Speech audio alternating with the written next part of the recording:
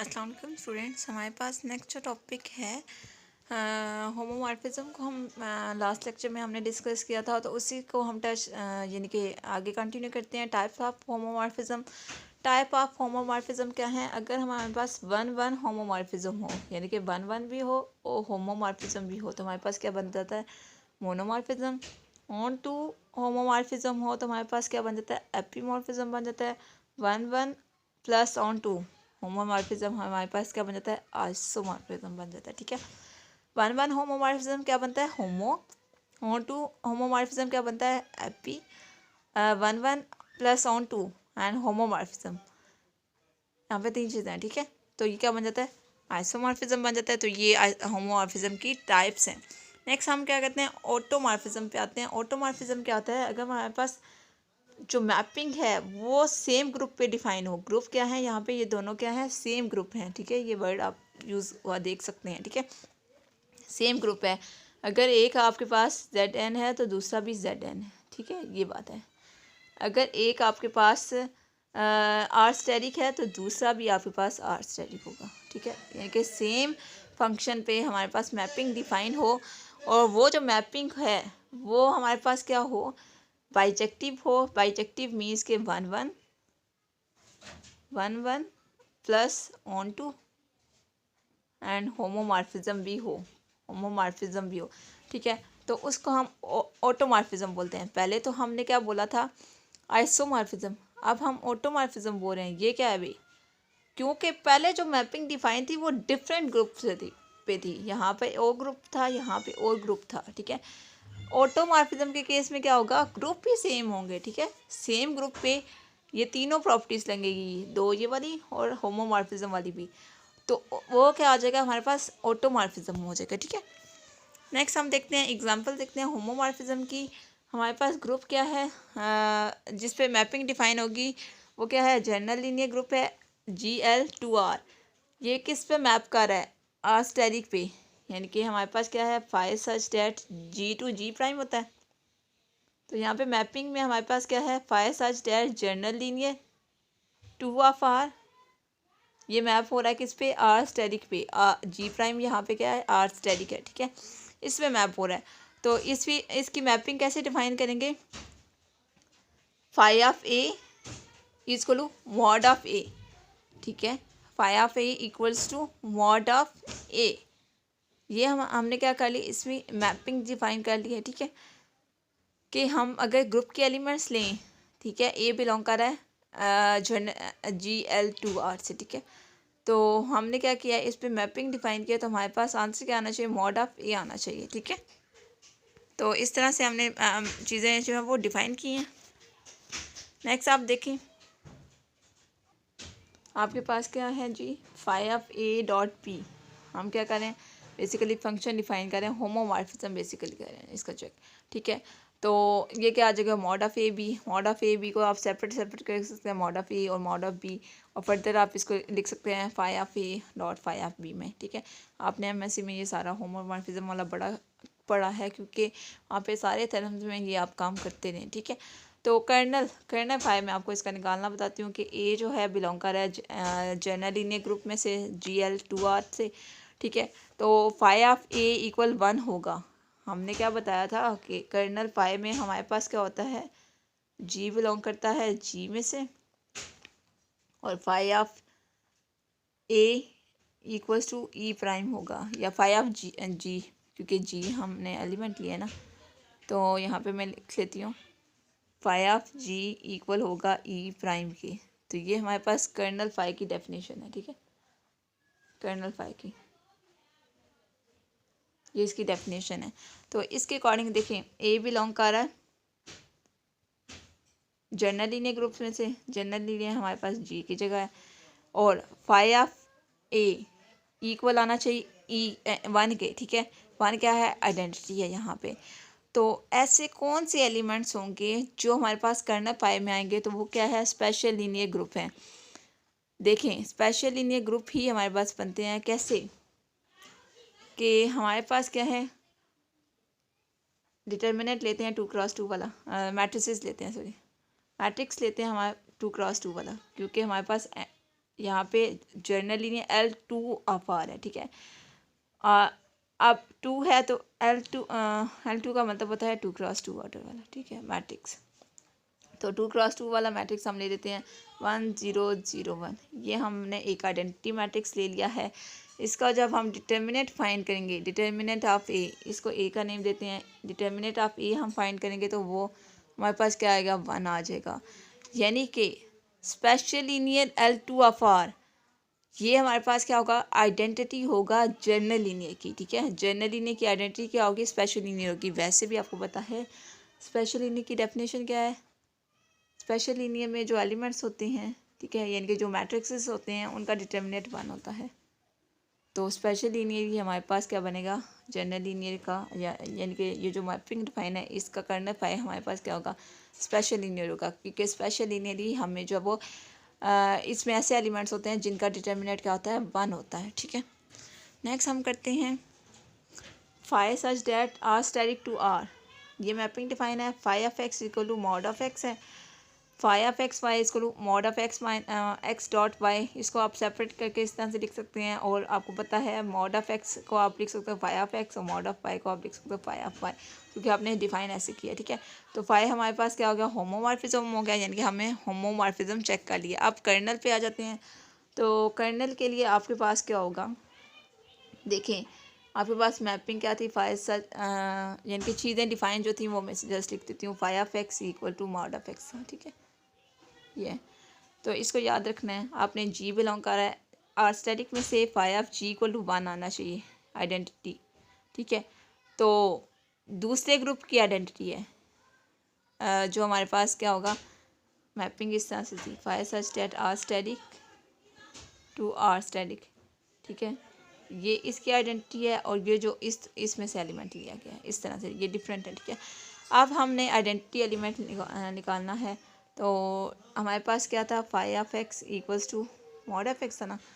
तो आप बताएं कि आर स्टैटिक के क्या है, 0 निकाल दें तो बाकी सारे एलिमेंट जो रियल नंबर्स होते हैं, ठीक है, वो सारे के सारे आ जाते हैं 0 निकाल के, ठीक है। आपको पता है आर स्टैटिक हमारे पास क्या होता है, आर डिफरेंस 0 होता है, ये होता है हमारे पास आर स्टैटिक।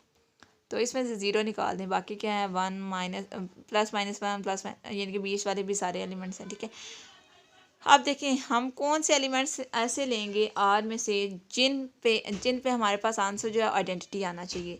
तो फाई ऑफ एक्स का मॉड लेना है, बेसिकली एक्स का मॉड लेना है। यहाँ पे फाई ऑफ 1 पुट करेंगे तो 1 का मॉड क्या है, 1 आंसर आएगा। फाई ऑफ -1 करेंगे तो -1 का भी मॉड 1 आ जाएगा। बाकी जितने भी एलिमेंट्स होंगे, अगर आप 2 पे जाते हैं तो उनका मॉड 2 ही आएगा, 1 नहीं आएगा, ठीक है। तो 2 ही एलिमेंट्स हैं जिन पे आंसर आइडेंटिटी आएगा, वो कौन सा है, -1 और 1। नेक्स्ट हमारे पास मैपिंग डिफाइन है R X to R X, यानी कि ये हमारे पास क्या है, आर एक्स बेसिकली है क्या है, डेरिवेशन क्या है, रियल पोलिनोमियल्स हैं।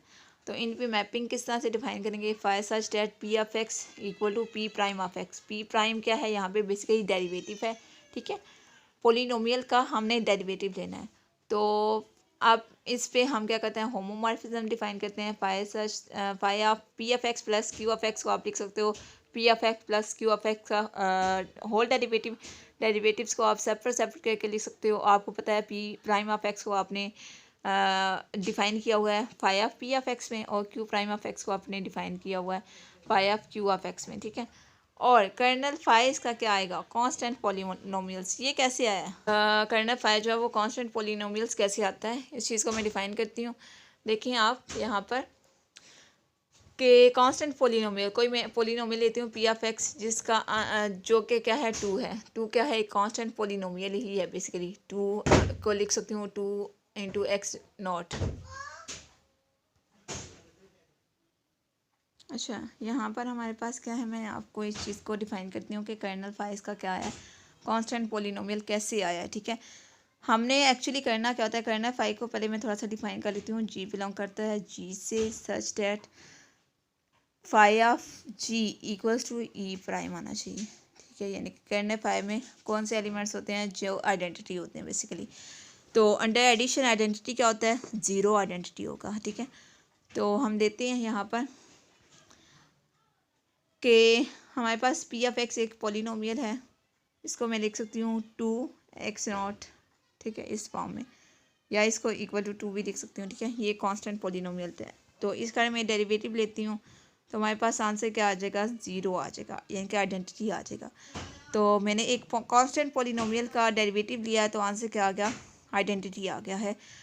आप कोई और कांस्टेंट पॉलिनोमियल लेंगे, कोई भी कांस्टेंट नंबर होगा ना, ठीक है, कांस्टेंट पॉलिनोमियल बेसिकली, ठीक है, कोई भी कांस्टेंट पॉलिनोमियल जिसमें हमारे पास 2 जैसे मैंने लिया, ठीक है, 5 ले सकते हैं, 5x0, ये भी एक पॉलिनोमियल है, ठीक है।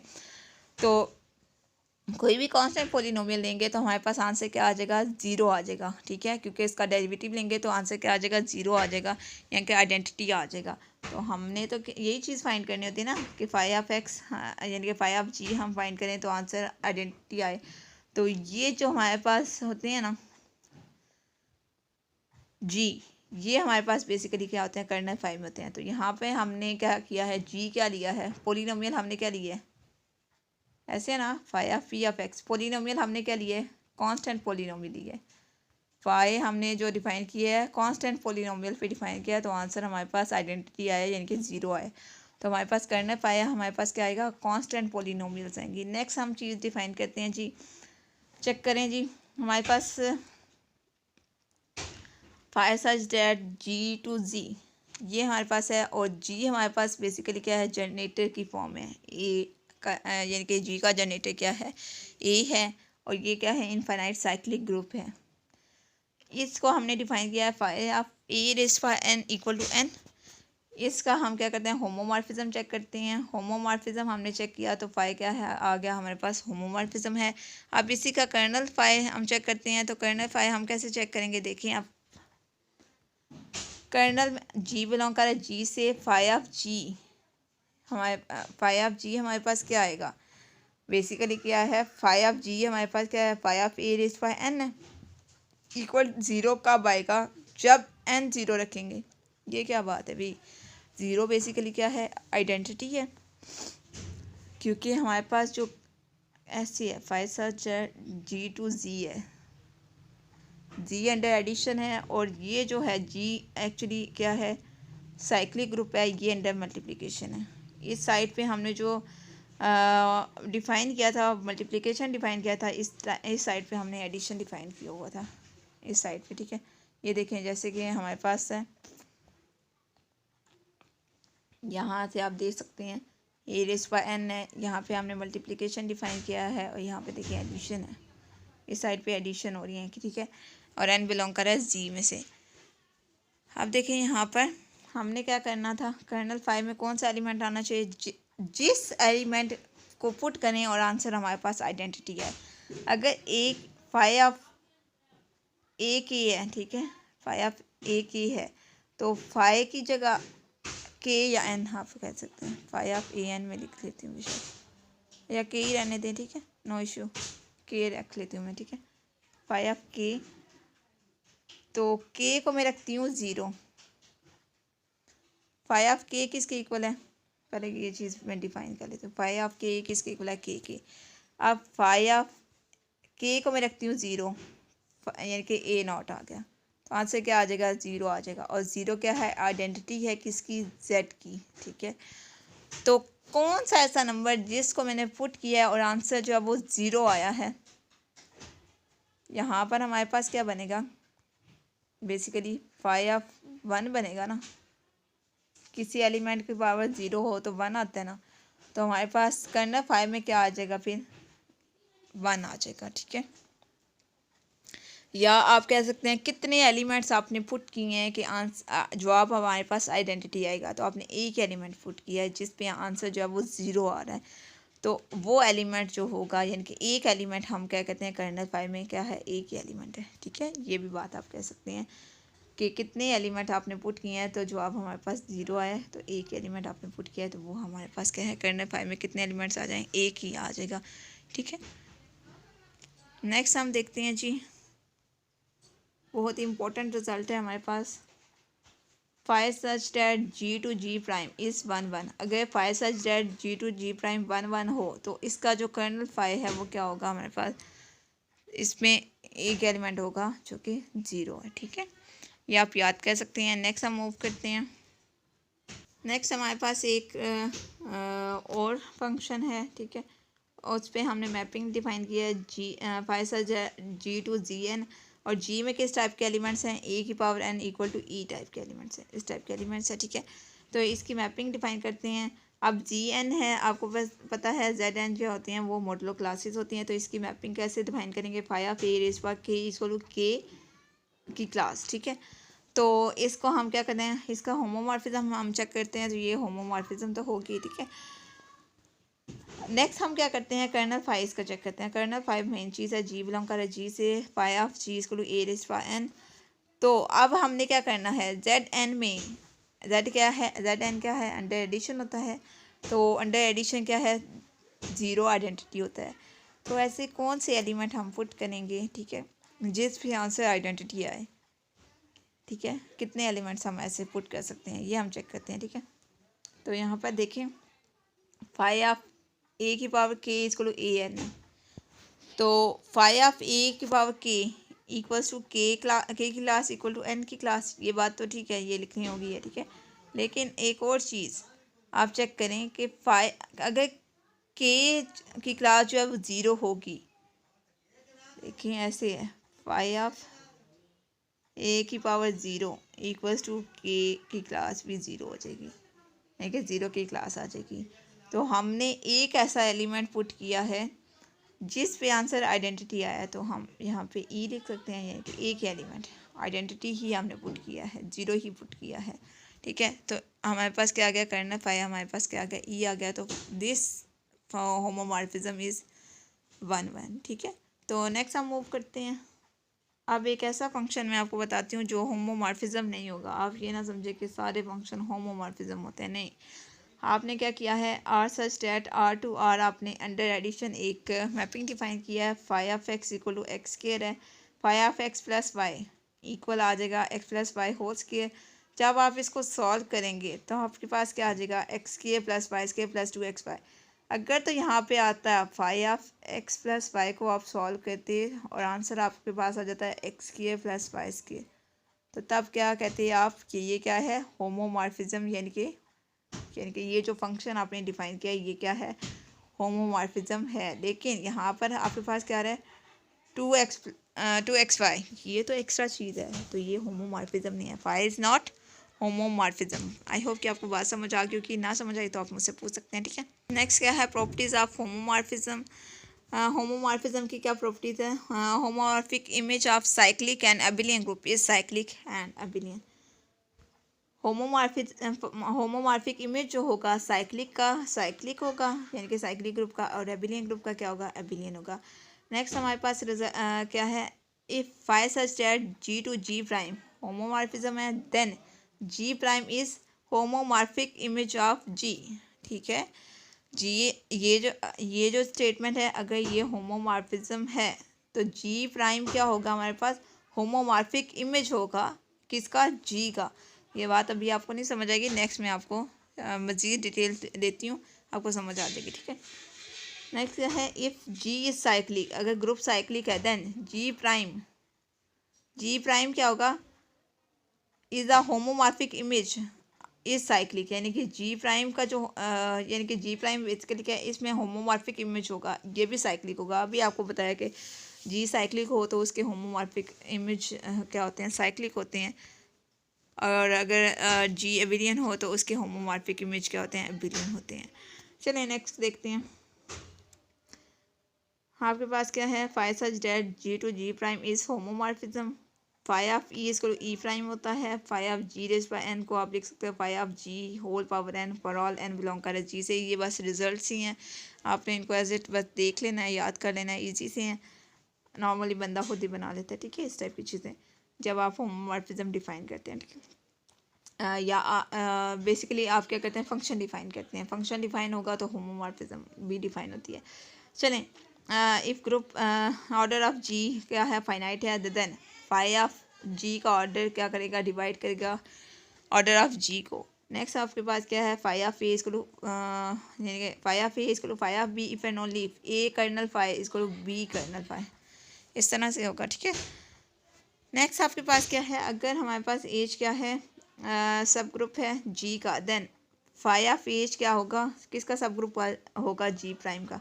देखें एज अगर हमारे पास सब ग्रुप है जी का, तो एज का जब हम फाई लेंगे, इमेज बेसिकली ये वो होमोमॉर्फिक इमेज वाली बात आ गई है, तो ये किसका सब ग्रुप होगा, इसके इमेज का ही, जी के इमेज का ही, ठीक है, जी प्राइम का, इस तरह से है, ठीक है। नेक्स्ट आपके पास क्या है, G is cyclic, then phi of G is cyclic in G prime. G अगर साइक्लिक है, सॉरी एच हमारे पास साइक्लिक है, एच साइक्लिक है, तो phi of G is phi of H, sorry phi of H जो होगा, यानी कि इसका जो इमेज होगा वो किस में साइक्लिक होगा, जी प्राइम में, जी के इमेज में होगा, ठीक है।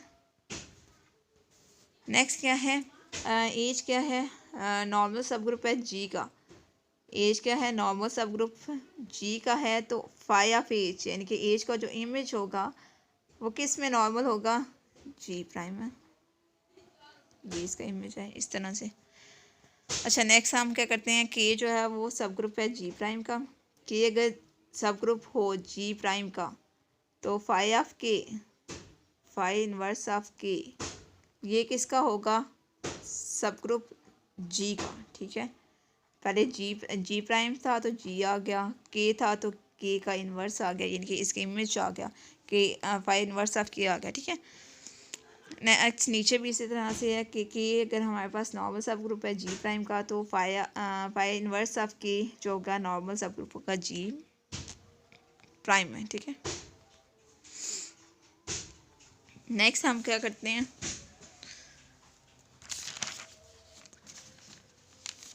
यहाँ पर आप नेक्स्ट देखें,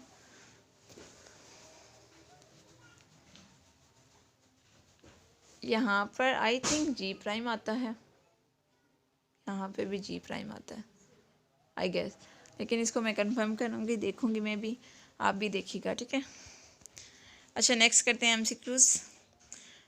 the group C N of all nth root of unity is is isomorphic to, C N किसके आइसोमॉर्फिक है, जेड एन के। आपको पता है ये दोनों क्या होते हैं, साइक्लिक होते हैं, अबिलियन भी हैं साइक्लिक भी हैं। सी टू के दो एलिमेंट्स ले लें, 1 और -1, और Z2 के दो एलिमेंट्स ले लें, 0 और 1, तो इनका ऑर्डर क्या है, 1 और 2, और इनका भी ऑर्डर क्या है, 1 और 2, तो स्ट्रक्चर इनका सेम है, ऑर्डर आपने जस्ट चेक करने होते हैं आइसोमॉर्फिज्म में, ठीक है। तो ZN आ गया, ठीक है। बाकी एक्सप्लेनेशन भी आप सामने लिखी हुई है, आप वहाँ से भी पढ़ सकते हैं। नेक्स्ट क्या है, Q8/C4, ये किसके इक्वल है, ठीक है, किसके आइसोमॉर्फिक है बेसिकली, ठीक है। तो V4 आएगा, आपको मैंने बहुत डिटेल से ये बात समझाई हुई है कि ये V4 के आइसोमॉर्फिक आता है, तो ये आपके सामने बाकी डिटेल भी लिखी हुई है, यहाँ से भी आप चेक कर सकते हैं। नेक्स्ट है आपके पास MCQs है, ऑर्डर ऑफ 30 की क्लास है, उसका हमने ऑर्डर चेक करना है किस में, Z/54 Z के, यानी कि ये हमारे पास फैक्टर ग्रुप है। आपको पता है Z/NZ किसके इक्वल होता है, Z मॉडलो क्लासेस N वाला, इसके इक्वल, ठीक है। तो इसके अकॉर्डिंग आप लिख सकते हैं Z/54Z किसके इक्वल होगा, Z54 के, Z54 मॉडलो क्लासेस में के इक्वल। अब हमने 30 का ऑर्डर फाइंड करना है, तो क्या करेंगे, 30 को कितनी बार ऐड करेंगे, क्योंकि Z54 क्या है, अंडर एडिशन ग्रुप होता है ना, अंडर एडिशन इसका ऑपरेशन है। तो 30 को आप कितनी बार ऐड करेंगे, 30 को आप ऐड करते जाएं करते जाएं करते जाएं, ठीक है। तो 30 को आप 2 बार ऐड करके चेक कर लें, तो ये 54 पे डिवाइड नहीं होगा, ठीक है। और 30 को आप 3 बार, जो ऑप्शंस में हैं वो बेशक चेक कर लेना, ठीक है। बाकी आप बेशक वो ना इतना यूज़ करें, ठीक है। 3 बार चेक करेंगे फिर भी नहीं होगा, यानी कि आइडेंटिटी नहीं आएगा। 5 टाइम करेंगे 30 को ऐड, तो फिर भी नहीं होगा। तो 9 टाइम करेंगे तो आपके पास क्या आ जाएगा आंसर, यानी कि रिमाइंडर 0 आ जाएगा। जब आप 30 को 9 टाइम ऐड करेंगे तो बेसिकली हमारे पास 270 बन जाएगा, ठीक है। 270 को 54 पे डिवाइड करेंगे तो हमारे पास जो रिमाइंडर आएगा वो 0 आ जाएगा। तो यानी कि आपने 30 को कितनी बार ऐड किया, 9 टाइम ऐड किया। तो 30 का ऑर्डर क्या है, जिस पे आंसर क्या आया है, आइडेंटिटी आया है, तो 30 का ऑर्डर क्या होगा, 9 होगा। ठीक है, 9 आपके पास करेक्ट ऑप्शन होगा। यहाँ पे चीज़ें सॉल्व भी आप देख भी सकते हैं। ठीक है, नेक्स्ट हमारे पास जो है यहाँ तक आप यहाँ से देख सकते हैं, आपके पास चीज़ें सॉल्व हैं। ठीक है, नेक्स्ट एमसीक्यू देखते हैं। तो नेक्स्ट आपके पास एमसीक्यूज़ है D4 bye centre of D4। D4 का सेंटर में हमारे पास 2 ही एलिमेंट्स हैं, 1 और 8 के। ठीक है, इसका सेंटर है। ठीक है, तो आप इसको डिवाइड करेंगे, इसका ऑर्डर क्या है, 2 है, और D4 का ऑर्डर क्या होता है, 8 होता है। 8/2 करेंगे तो 4 आ जाएगा, और 4 ऑर्डर के 2 ही हमारे पास पॉसिबल ग्रुप बनते हैं, Z4 बनता है और B4 बनता है। Z4 कब आएगा, जब हमारे पास क्या हो, D4 एबिलियन हो, लेकिन D4 क्या है, नॉन एबिलियन है, तो हमारे पास B4 आंसर आएगा। आपको मैं बड़ी डिटेल से बता चुकी हूँ ये बात भी। ठीक है, नेक्स्ट क्या है आपके पास, a group G is abelian. Group G अगर एबिलियन है तो factor group G by centre of G हमारे पास क्या होगा, साइक्लिक होगा। ये आपने रिजल्ट भी पढ़ा है और इसको यूज़ भी किया है। ठीक है, नेक्स्ट आपके पास क्या है, phi such that G to G prime is homomorphism, then phi is injective if and only if kernel phi में एक ही एलिमेंट आएगा, आइडेंटिटी। ठीक है, बात समझ आ रही है। इंजेक्टिव का क्या मतलब होता है, 1-1। ठीक है, 1-1 होमोमॉर्फिज्म। ठीक है, तो नेक्स्ट आप क्या कर सकते हैं, which of the following is not a transitive relation in group. इसको भी आप देख सकते हैं, आपने बल्कि इसको मैंने काफ़ी डिटेल में भी बताया था कि हमारे पास अगर नॉर्मल सब ग्रुप हो, क्या है कि हमारे पास है नॉर्मल सब ग्रुप है एन का, और एन क्या है, नॉर्मल सब ग्रुप है जी का, तो के डज नॉट नॉर्मल सब ग्रुप ऑफ जी। आप इसको नॉर्मल सब ग्रुप वाले टॉपिक में पढ़ चुके हैं, बड़ी डिटेल में प्रूफ के साथ आप पढ़ चुके हैं। ठीक है, तो नॉर्मेलिटी ऑफ ग्रुप सब ग्रुप ये ट्रांजिटिव नहीं है। ट्रांजिटिव कब होती, जब ये जो कंडीशन है, यानी कि के भी हमारे पास नॉर्मल सब ग्रुप होता है जी का, तो तब हम क्या कहते कि नॉर्मलिटी ऑफ सब ग्रुप क्या है, ये ट्रांजिटिव है, लेकिन ये ट्रांजिटिव नहीं है। ठीक है, तो इसलिए ये हमारे पास क्या है, करेक्ट ऑप्शन होगी। बाकी ऑप्शन भी देख लेते हैं। हमारे पास ऑप्शन नंबर बी है, रिलेशन ऑफ कॉन्जुगेसी। आपको पता है ए रिलेशन बी है, यानी कि A delta B, B delta C है, तो ए डेल्टा सी होता है। ये क्या है, इक्विवेलेंस रिलेशन होता है, कॉन्जुगेसी रिलेशन जो होता है। ठीक है, तो आइसोमॉर्फिज्म को भी आप इसी तरह से चेक कर सकते हैं, और सब ग्रुप रिलेशन को भी आप इसी तरह से चेक कर सकते हैं। ये क्या होते हैं, ट्रांजिटिव होते हैं स्वाय नॉर्मलिटी ऑफ सब ग्रुप के। यहाँ पर देखें, आपके पास ये D4 की एग्जांपल भी दी हुई है जो मैंने आपको दी थी। ठीक है, ये देखें D4 के ये 2 हमने सब ग्रुप ले लिए हैं, तो इनको हम क्या करते हैं, नॉर्मलिटी की कंडीशन लगाते हैं, तो ये ट्रांजिटिव नहीं होते। नेक्स्ट क्या है, which of the following is true, इनमें से कौन सा करेक्ट ऑप्शन है। ठीक है, हमारे पास एमसीक्यूज है, which of the following is true, इनमें से कौन से स्टेटमेंट ट्रू है। S3 इज नॉर्मल सब ग्रुप ऑफ S4, ये तो बात गलत है भाई। S4 के नॉर्मल सब ग्रुप कौन से होते हैं, आपको मैंने बड़ी डिटेल में बताया है। एक मिनट, कौन कौन से होते हैं, E, V4, A4 और S4, ये 4 नॉर्मल सब ग्रुप होते हैं S4 के। यहाँ पे S3 तो कहीं पे भी नहीं है, तो ये क्या है, ये हमारी चॉइस नहीं है, हमने ट्रू स्टेटमेंट ढूंढनी है। ठीक है, नेक्स्ट हमारे पास क्या है, A4 है सब ग्रुप ऑफ ऑर्डर 6। A4 के पास कोई भी सब ग्रुप नहीं होता ऑर्डर 6 का। ठीक है, ये बात आपने बस दिमाग में बिठा लेनी है। ठीक है, अच्छे से। नेक्स्ट क्या है, a homomorphism may have an empty kernel. एक होमोमॉर्फिज्म है, उसका क्या हो, एम्प्टी कर्नल हो। ये स्टेटमेंट भी फॉल्स है। अगर कोई हमारे पास फंक्शन है वो होमोमॉर्फिज्म है, तो उसका कर्नल जो है एम्प्टी नहीं होगा, फाई नहीं होगा, उसमें 0 एलिमेंट हो सकता है, आइडेंटिटी हो सकता है। ठीक है, या कोई भी एलिमेंट्स हो सकते हैं, लेकिन वो फाई नहीं होगा। तो नेक्स्ट हम चेक करते हैं, option number D, A N क्या है, सब ग्रुप है एस एन का, और ए एन और एस एन और ए एन का इंडेक्स क्या आता है, 2 आता है। ये बात तो ठीक है, सब ग्रुप वाले टॉपिक में हमने पढ़ा है। A3 ले लेते हैं, सॉरी S3/A3, S3 का ऑर्डर क्या है, 6 है, A3 का ऑर्डर क्या है, 3 है, तो इसका इंडेक्स क्या आ जाता है, 2 आ जाता है। आप ले सकते हैं यहाँ पर मज़ीद S4/A4 ले सकते हैं। S4 का ऑर्डर क्या है, आपके पास 4 फैक्टोरियल है, यानी कि 24 बनता है आई थिंक, और A4 का ऑर्डर क्या है, 12 है। इनको डिवाइड करेंगे तो 2 आ जाएगा, इंडेक्स क्या आता है, 2 आता है, यानी कि इन जनरल आप लिख सकते हैं SN और AN का क्या है, इंडेक्स 2 है, और AN क्या होता है, नॉर्मल सब ग्रुप होता है SN का। आपको पता है S3 का नॉर्मल सब ग्रुप है A3, ठीक है, ये भी मैंने आपको बताया भी है। S4 का नॉर्मल सब ग्रुप A4 मस्ट होगा, इसी तरह S5 का, S6 का, ठीक है। तो ये हमारे पास करेक्ट ऑप्शन होंगी। नेक्स्ट MCQ देखते हैं। Z2 ओवर जनरेटर है 2 के जनरेटर्स हमने Z10 के लिहाज से निकालने हैं। तो अंडर एडिशन है तो 1 इंटू 2 करेंगे तो 2 की क्लास आ जाएगी, 2 इंटू 2 करेंगे 4 की क्लास आ जाएगी, 3 इंटू 2 करेंगे तो 6 की क्लास, इसी तरह 8, और 5 इंटू 2 करेंगे तो 10 आ जाएगा, 10 डिवाइड करेगा 10 को तो 0 आ जाएगा। बस यहीं तक, ये यानी कि 2 जो है इसमें 5 एलिमेंट्स हैं, इसका यानी कि जनरेटर ऑफ 2 का ऑर्डर क्या है, 5 है।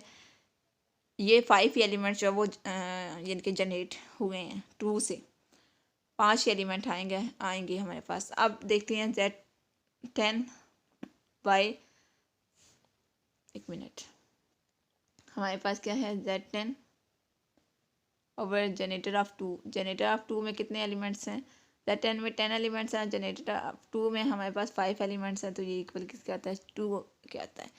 इसको जब डिवाइड करते हैं तो अब देखें, ऐसा ग्रुप हमने ढूंढना है जिसमें 2 ही एलिमेंट्स हो। Z10 में तो 10 है, ये 2 में, जनरेटर 2 में 5 एलिमेंट्स हैं, तो ये भी नहीं है। 3 में हमारे पास 3 एलिमेंट्स हैं, तो ये भी पॉसिबल नहीं है, तो हमारे पास एक Z2 रह गया। यही हमारे पास करेक्ट ऑप्शन होगी, ठीक है। नेक्स्ट हमारे पास क्या है, for a non abelian group, order of group का ऑर्डर क्या है, 30 है, इसके सेंटर क्या है, 5 है, then G by centre of G किसके इक्वल होगा, ग्रुप का ऑर्डर क्या है, 30 है, 30/5 करेंगे तो हमारे पास 6 आ जाएगा। अब 6 ऑर्डर का कौन सा ग्रुप होगा, ये देखें आप, नॉन अबिलियन भी है, ठीक है, ग्रुप क्या है, नॉन अबिलियन है। इसको दोबारा मैं डिटेल में बता देती हूँ। ग्रुप क्या है, नॉन अबिलियन है, इसका ऑर्डर क्या है, 30 है, और सेंटर का ऑर्डर क्या है, 5 है, और 6 आएगा। 6 ऑर्डर का कौन कौन सा ग्रुप हो सकता है, S3 हो सकता है या Z6 हो सकता है, ठीक है, क्योंकि इन दोनों में क्या है, 6 एलिमेंट्स होते हैं, लेकिन इनका ऑर्डर क्या है, 6 है। आप देखें ग्रुप क्या है, नॉन अबिलियन है। जब ग्रुप नॉन अबिलियन होगा तो Z6 नहीं आएगा, क्योंकि Z6 क्या है, साइक्लिक है। आपने रिजल्ट पढ़ा है, ग्रुप अगर एबिलियन हो तो इनका जो फैक्टर ग्रुप होता है G by centre of G, वो क्या होगा, साइक्लिक होगा। लेकिन ग्रुप अगर नॉन एबिलियन हो तो हमारे पास फिर एक ही ऑप्शन बचती है, S3 वाली। वैसे भी आप देख सकते हैं आइडेंटिटी नहीं होगा, क्योंकि हमारे पास ऑर्डर 6 वाला हमने ग्रुप ढूंढना था, इसमें तो एक ही एलिमेंट है। D6 भी नहीं होगा, क्योंकि इसका ऑर्डर क्या है, 12 है। Z6 नहीं होगा, इसकी रीज़न मैं बता चुकी हूँ। तो एक ही ऑप्शन बनती है, S3, ठीक है। आप यहाँ पे डिटेल से पढ़ भी सकते हैं, जो चीज़ मैंने एक्सप्लेन किया वही है, ठीक है। नेक्स्ट हमारे पास MCQs है, लास्ट MCQs है हमारे पास। लेट N क्या है, नॉर्मल सब ग्रुप है G का, N क्या है, नॉर्मल सब ग्रुप है G का, और G का ऑर्डर क्या है, फाइनाइट है। आपको मैंने ये रिज़ल्ट पढ़ाया हुआ है कि ग्रुप का ऑर्डर फाइनाइट हो और N जो है नॉर्मल सब ग्रुप हो G का, तो इसका जो क्वेश्चन ग्रुप होता है, इसका जो ऑर्डर होता है वो किसके इक्वल होता है, order of G over order of N, इसके इक्वल होता है। और ये आपके पास कहाँ पे लिखा हुआ है, ऑप्शन नंबर B में, और यही हमारे पास करेक्ट ऑप्शन है। ओके स्टूडेंट्स, हमारा ये टॉपिक एंड होता है। अल्लाह हाफिज़।